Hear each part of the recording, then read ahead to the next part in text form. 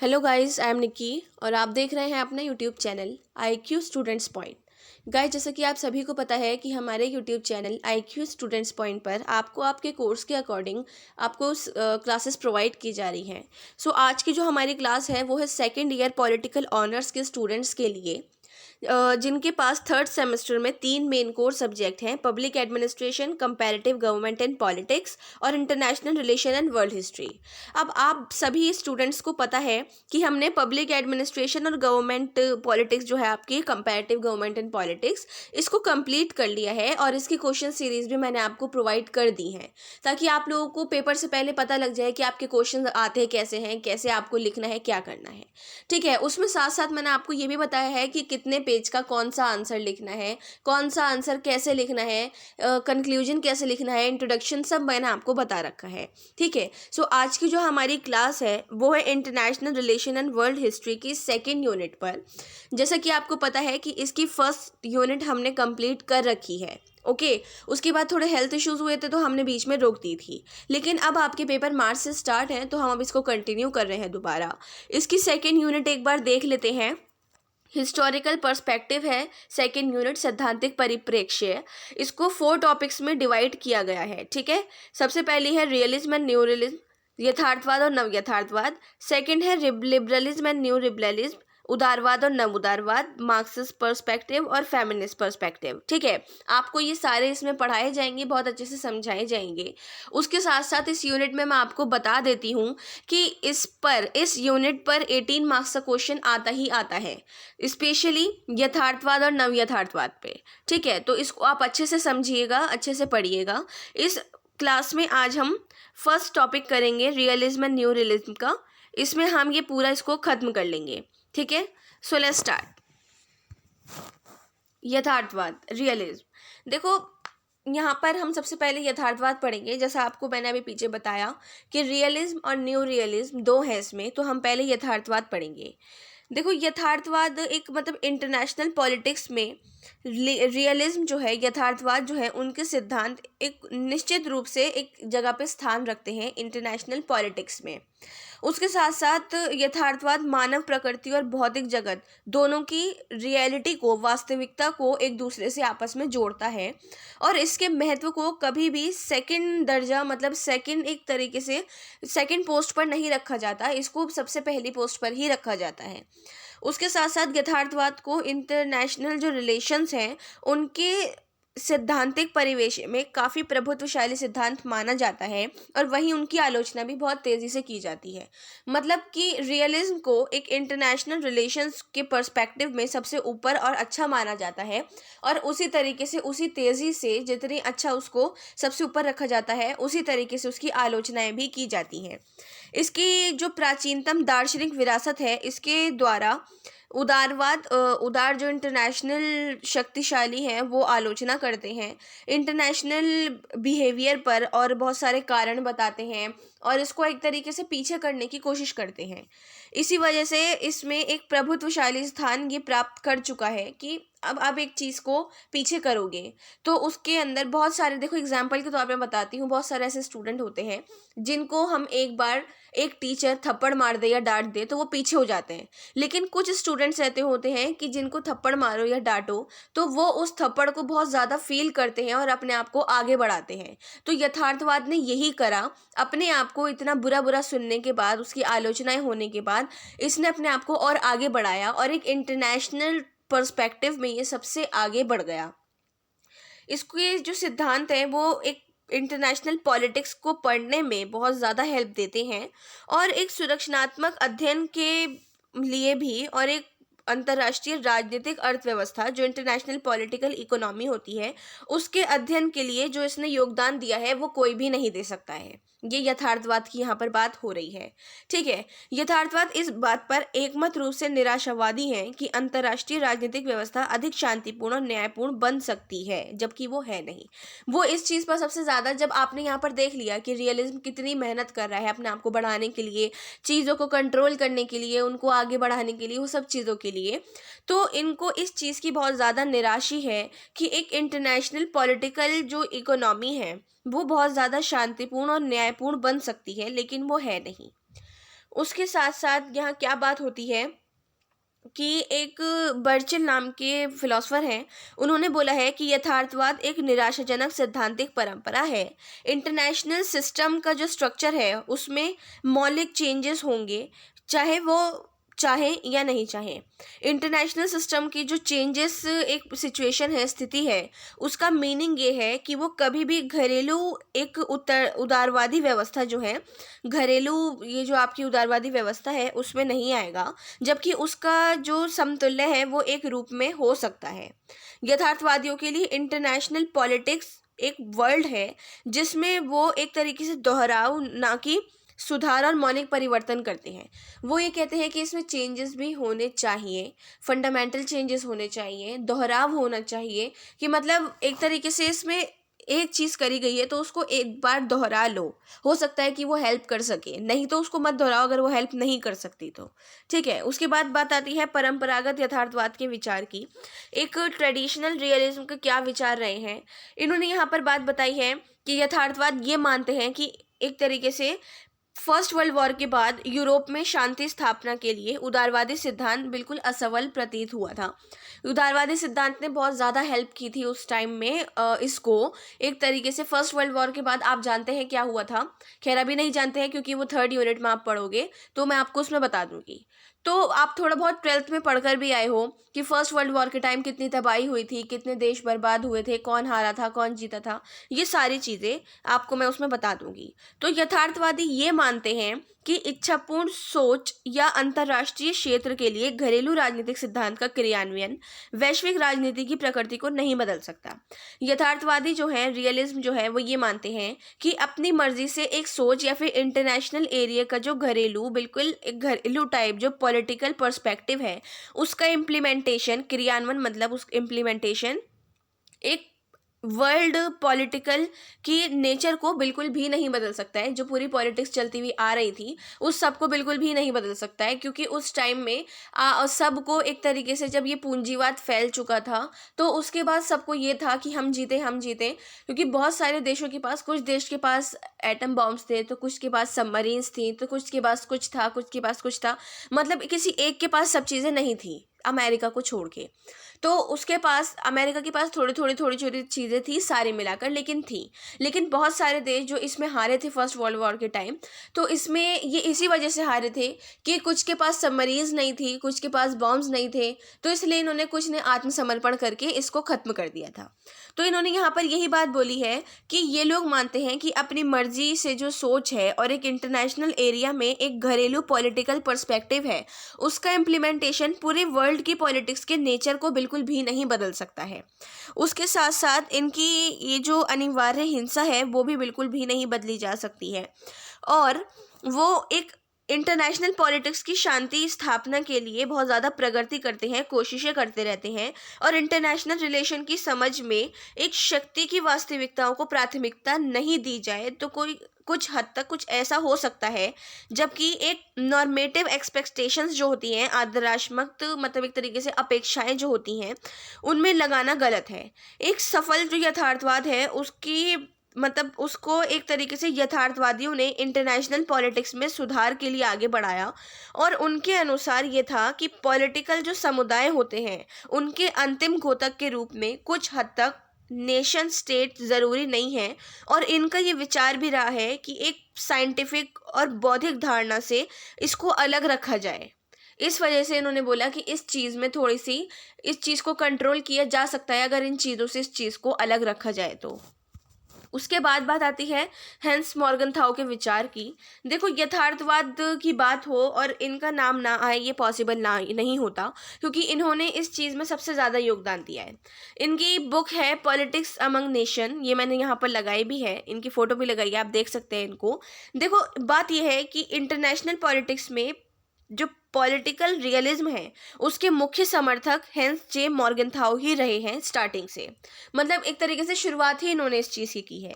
International relations का एक realism जो प्रतिमान है उसका निर्माण करने का श्रेय इनको जाता है। और हेंस मॉर्गनथाउ की पुस्तक पॉलिटिक्स अमंग द नेशन जो 1948 में प्रकाशित हुई थी, यथार्थवादी पक्ष के कुछ ज़्यादा ही निकटवर्ती थी। ये पुस्तक सेकेंड वर्ल्ड वॉर के बाद लिखी गई थी, क्योंकि उस समय अमेरिका एक आर्थिक और राजनीतिक रूप से बड़ी शक्ति के रूप में उभर रहा था।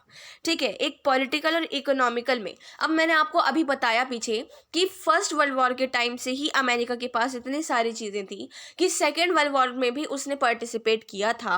और उसका मतलब एक तरीके से ये रहा था कि उस टाइम में थोड़ी थोड़ी चीज़ें थी, तो आगे चल के 1945 तक जब ये सेकेंड वर्ल्ड वॉर का हुआ था सारा, तो उसके बाद यहाँ पर उसके पास सबमरीन्स की ज़्यादा तादाद थी, एटम बॉम्ब ज़्यादा थे, लड़ने के लिए सेना ज़्यादा थी, सब चीज़ उसके पास एक लिमिटेड से ज़्यादा हो गया था।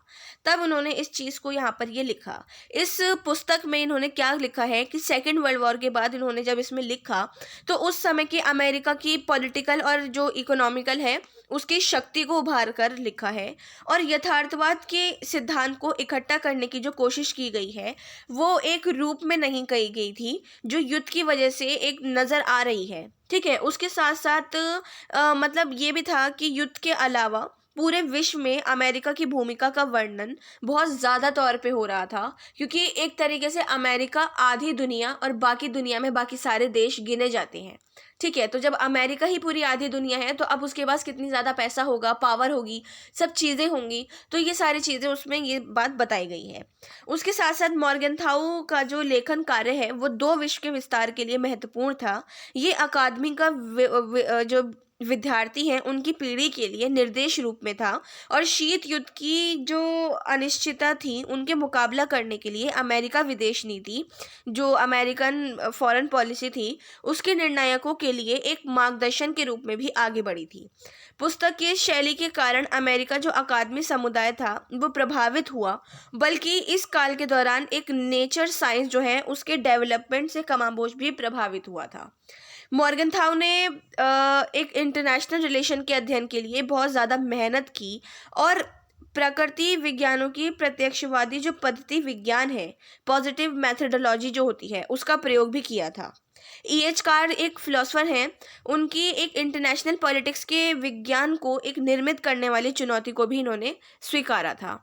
उसके बाद बात आती है परंपरागत यथार्थवाद की आलोचना की, कि देखो परंपरागत शाखा, जैसे कि नाम से ही पता चलता है, मतलब स्कूल 1920 से 1930 के दशक में चले उदारवादी कल्पनावाद के प्रत्युत्तर के रूप में निर्मित हुआ था। उसके साथ साथ जब उदारवादी विचारक इंटरनेशनल बिहेवियर की इम्पोर्टेंस जो है, उसकी कैरेक्टरिस्टिक जो है, उसके रूप में एक पॉलिटिकल पावर का खंडन करते हुए कहते हैं कि यथार्थवादी विचारक शक्ति राजनीतिक को संप्रभु राज्यों के बीच सभी संबंधों के आंतरिक विशेषता और एक आवश्यक के रूप में देखते हैं। उन्होंने ये वाली बात यहाँ पर बताई है। यथार्थवादियों ने इंटरनेशनल रिलेशंस के जो संघर्ष की रियलिटी थी उसकी ओर ध्यान दिया और इसी तरीके से एक साइकिल चल पाई थी। उसके साथ साथ आदर्शवादी की जो भांति, मतलब एक तरीके से आदर्शवादी ना होकर यथार्थवादियों ने शक्ति राजनीति से जुड़े इंटरनेशनल जो कूटनीति उनकी कैरेक्टरिस्टिक्स थे उसको पॉजिटिव रूप से लिया, जैसे कि राज्य संप्रभुता या बैलेंस पावर है, शक्ति संतुलन है या सीमित युद्ध है, ये सारी चीज़ें। ठीक है, उसके बाद बात आती है नव यथार्थवाद की, न्यू रियलिज्म की। देखो न्यू रियलिज्म एक मतलब जब ये पीछे ही चलती हुई आ रही हैं तो इसी चीज़ से इंस्पायर हुई हुई एक चीज़ है। नव यथार्थवाद या संरचनात्मक यथार्थवाद इंटरनेशनल रिलेशंस को एक सिद्धांत है जिसे केनेथ वॉल्ड्स ने 1979 में अपनी पुस्तक थ्योरी ऑफ इंटरनेशनल पॉलिटिक्स में वर्णित किया था। जैसे कि मैंने आपको भी बताया, यथार्थवाद में मॉर्गनथाउ का नाम सबसे ऊपर आता है, नव यथार्थवाद में केनेथ वॉल्ड्स का नाम सबसे ऊपर आता है। इन्होंने ही इस चीज़ को आगे बढ़ाया था। नव यथार्थवादी अमेरिकन पॉलिटिकल साइंस ट्रेडिशनल के अंदर ही विकसित हुआ, जिसने E.H. कार और हेंस मॉर्गनथाउ आदि इन सभी के परंपरागत जो यथार्थवादी ट्रेडिशंस हैं या फिर एक ट्रेडिशनल जो इनका पुनर्निर्मित किया गया था, एक पॉजिटिव सामाजिक विज्ञान में डाल दिया गया था। उसके साथ साथ जो परंपरागत यथार्थवादी हैं उन्होंने इंटरनेशनल पॉलिटिक्स की व्याख्या के लिए एक मानवीय व्यवहार को सबसे ज़्यादा ज़रूरी समझा, जबकि नव यथार्थवादी विचारकों ने इस सिद्धांत के एजेंडे को एक मतलब एक पर्पस के लिए एक संरचना में आगे बढ़ाया कि इसका एक स्ट्रक्चर बना दिया जाए ताकि इसको आगे बढ़ाने में, समझने में, पढ़ने में इजी हो सके। उसके साथ साथ नव यथार्थवादी मतलब एंड में इस निष्कर्ष पर पहुंचते हैं कि सेकेंड वर्ल्ड वॉर मतलब एक दो ध्रुवीयता जो व्यवस्था थी उसका सबसे ज़्यादा स्थिर थी और जितना ही एक ध्रुवीय व्यवस्था में नज़र नहीं आता था, क्योंकि यहाँ सिर्फ एक आंतरिक संतुलन ही हो सकता था, क्योंकि कोई भी महाशक्ति जो भी एक संघ का निर्माण करती थी उसको रोक नहीं पाए थे। एक आंतरिक और बाहर का जो संतुलन था, बैलेंस था, उसके बजाय एक ध्रुवीय व्यवस्था में सिर्फ आंतरिक संतुलन विद्यमान रहा और इसलिए ही एक गलतफहमी पैदा हो गई थी कि वो बहुत बहुत कम होते हैं। इसलिए जो महाशक्तियों के बीच युद्ध हुआ था, ग्रेट पावर वॉर जो हुई थी, उसके अवसर को भी बहुत कम महत्व दिया जाता है। केनेथ वॉल्ट के विचार जो दिए गए हैं वो ये हैं कि केनेथ वॉल्ट इंटरनेशनल पॉलिटिक्स को व्यवस्थावादी सिद्धांत द्वारा ही देखा जाता है और एक इंटरनेशनल पॉलिटिक्स में ये सिद्धांत ये दर्शाता है कि मतलब एक पॉलिटिकल, सोशल और एक इंटरनेशनल, इस तरीके से इसको बांटा जाए। ये इंटरनेशनल पॉलिटिक्स जो सिस्टम है उसको पॉलिटिकल और इंटरनेशनल व्यवस्थाओं से अलग करके एक ऐसे सिस्टम लेवल से एक यूनिट लेवल को बिल्कुल अलग करके दिखाता है, दर्शाता है कि एक सिस्टम लेवल अलग है और एक यूनिट लेवल बिल्कुल अलग है। इंटरनेशनल पॉलिटिक्स का जो एक अलग व्यवस्था है वो कैसे मानी जा सकती है, यहाँ पर ये सवाल किया गया था। उसके साथ साथ केनेथ वॉल्ट्स के अनुसार एक व्यवस्था का निर्माण एवं संरचना एवं इसकी अंतरक्रियात्मक इकाइयाँ क्यों से मिलकर होती हैं। मतलब इन्होंने यहाँ पर एक बात ये बोली थी कि जैसे कि केनेथ वॉल्ट्स ने बोला कि इस व्यवस्था का निर्माण एक संरचना और इसकी अंतरक्रियात्मक इकाइयों से मिलकर होती है। सॉरी, ये क्यों वर्ड यहाँ पर मुझसे गलती से लिख दिया गया, आप इसको कट कर दिएगा, ठीक है। तो इन्होंने यहाँ पर जब बोला कि एक व्यवस्था का निर्माण एक स्ट्रक्चर और एक अंतरक्रियात्मक इकाइयों से मिलकर होती है, तो संरचना व्यवस्था रूपी अव्यय हो और इसके पूर्ण रूप से व्यवस्था के रूप में संभव बनाता है। साथ ही साथ जो उसके पर्पस है उससे एक मुक्त संरचना और इकाइयों की अंतरक्रियात्मक परिभाषाएं भी देने में इसको बहुत ज़्यादा मतलब मुश्किल हो जाती हैं, बहुत ज़्यादा कठिन ये सब चीज़ें हो जाती हैं, ठीक है। उसके साथ साथ नव यथार्थवाद की आलोचना, क्रिटिसाइज ऑफ न्यू रियलिज्म, क्या हुआ था। देखो, जब एक चीज़ सबसे ज़्यादा, अब मैंने आपको बताया, मैंने आपको स्टार्टिंग में ही बता दिया था कि इसकी आलोचना कितनी हो रही थी, कितनी ज़्यादा इसकी आलोचनाएं हो रही थी, तो अब तो होनी ज़रूरी थी। तो आलोचनात्मक सिद्धांतकार कौन, एंड्रयू लिंकलेटर का कहना है कि वॉल्ट्स की इकाई संरचना, यूनिट स्ट्रक्चर, जो मैंने आपको अभी पीछे बताया, संबंध के साथ सबसे बड़ी समस्या ये है कि इकाइयों को स्वयं के द्वारा व्यवस्थित परिवर्तन के लिए प्रेरित क्षेत्र ना के बराबर प्रदान करते हैं। देखो, जो आलोचनात्मक सिद्धांतकार हैं एंड्रयू लिंकलेटर, इनका नाम याद रखिएगा, आपको ये लिखना बहुत ज़रूरी है इनका नाम। उन्होंने कहा कि वॉल्ट्स के जो यूनिट स्ट्रक्चर है उसके संबंध के साथ साथ बहुत बड़ी समस्या ये है कि वो यूनिट्स को खुद एक व्यवस्थित परिवर्तन, एक सिस्टम चेंजेस के लिए प्रेरित एरिया ना के बराबर प्रदान करते हैं, वो इस चीज़ में ज़्यादा ध्यान ही नहीं देते हैं। वॉल्ट्स ये मानते हैं कि एक सिस्टम को बदलने के लिए राज्य गुणात्मक रूप से पावर वाला होना चाहिए और एक मतलब उसमें ये भी माना गया कि जो सिचुएशंस हैं उनका एक स्ट्रक्चर होना चाहिए जिसको कंट्रोल भी करा जाना चाहिए, ठीक है। एक तरीके से जब एक चीज़ होगी उसको उसका पूरा स्ट्रक्चर बना हुआ होगा, पूरी उसकी लिस्ट बनी हुई होगी, तो उसको कंट्रोल करने में भी बहुत ज़्यादा ईजी हो सकेगा। उसके बाद बात आती है निष्कर्ष की। तो निष्कर्ष में आप इस बात से समझ ही रहे हैं जो मैंने आपको पीछे पढ़ाया है कि निष्कर्ष निकला कैसा होगा। निष्कर्ष में मैंने इनकी बुक भी लगाई है, केनेथ वॉल्ट्स भी लगाए हैं और यहाँ पर मॉर्गनथाउ भी लगाए हैं। केनेथ वॉल्ट्स ऐसे दिखते हैं, ठीक है। देखो, निष्कर्ष में बात ये निकलती है, बर्चिल नाम के एक फिलोसफर हैं, उन्होंने बोला कि समकालीन आर्थिक और विकास वैश्विक के अंतर्गत आते हैं और इंटरनेशनल पॉलिटिक्स का जो नेचर है वो बदलाव लाते रहते हैं और यथार्थवादी जो रियलिज्म, जो थॉट्स हैं, चिंतन जो है, वो उसके लिए बहुत सारी चुनौतियां पैदा करते हैं। सीमा पार पूंजी बहाव, जो कैपिटल फ्लो था, वो एक व्यापार उदारीकरण और सरकार का निजीकरण और एक अनियंत्रण इसकी विदेश निवेश खोलने के लिए अर्थव्यवस्थाओं को प्रतिबंध करते हैं और 1970 से नव यथार्थवाद एक राज्य शक्ति के पतन के सामने ही रखा गया था। उसके साथ साथ इसके अलावा एक गैर राज्य अभिकर्ताओं जैसे TNCs है, पारराष्ट्रीय निगम होते हैं, वो विदेशी निवेश समुदाय हैं, इन सब चीज़ों में एक खतरा पैदा होता है। टीएनसीज स्टूडेंट्स, आप फोर्थ सेमेस्टर में इसको बहुत अच्छे से डिटेल में पढ़ोगे कि टीएनसीज होती क्या है। उसके साथ ये बताया गया कि नव यथार्थवादी जो है वो उदारवादियों को याद दिलाते हैं कि पॉलिटिकल समुदायों के अलावा एक नेशन स्टेट को भी बहुत ज़्यादा गंभीर रूप से देखा जाना चाहिए। और एक यहाँ पर ये भी बात बताई गई है कि युद्ध के हथियारों पर एकाधिकार और उनका वैधानिक प्रयोग को अपने नागरिक से टैक्स जो कर होता है वो वसूल करना, और इसमें ये सब शामिल किया जाता है। नेशन स्टेट ही अपने नागरिक पर राजभक्ति जो पॉलिटिकल एलिजेंस होते हैं उसकी पकड़ रखता है, और उनके बीच विवादों को निपटारा करने के लिए नेशन स्टेट ही सबसे ज़्यादा काम आता है। ठीक है, सो आपका ये निष्कर्ष निकल गया, आपका यथार्थवाद और नव यथार्थवाद खत्म हो गया है। नेक्स्ट क्लास हमारी 17 फेब वेडनेसडे यानी कल होगी, और हमने इसमें ये फर्स्ट टॉपिक कंप्लीट कर लिया है। नेक्स्ट में हम उदारवाद और नव उदारवाद पढ़ेंगे। ठीक है, सो आज की क्लास को लेकर कोई भी क्वेश्चन हो, डाउट हो या सजेशंस हो तो आप हमसे कमेंट बॉक्स या हमारे टेलीग्राम चैनल पे पूछ सकते हैं। So thanks for the watching and best of luck all.